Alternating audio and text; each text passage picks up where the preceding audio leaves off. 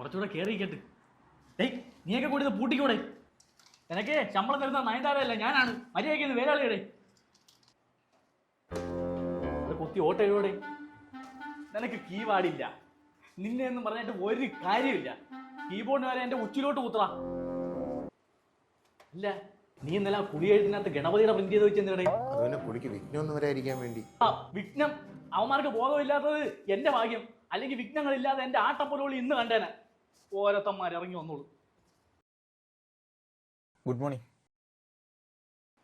ഈ 3:30 മണിക്കാണോ നിന്റെ good morning? വാഴയല്ലേ വിട്ടിരിക്കുന്നത്? അതിനെനിക്ക് അറിയത്തില്ലേ. ഇവിടെ നടക്കുന്നതല്ല നീ അറിയുന്നുണ്ടാ?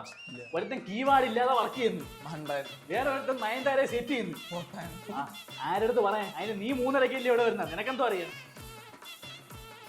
ചായ കുടിച്ചിട്ട് വരാവേ. നീ എവിടെ പോന്നു? ഞാനൊരു ചായ കുടിച്ചിട്ട്. ശിവന്മാരൊക്കെ ഇനി എന്തോ ചെയ്യും?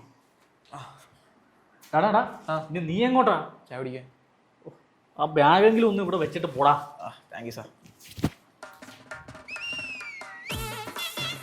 ഇന്നും പണി നടക്കത്തില്ല.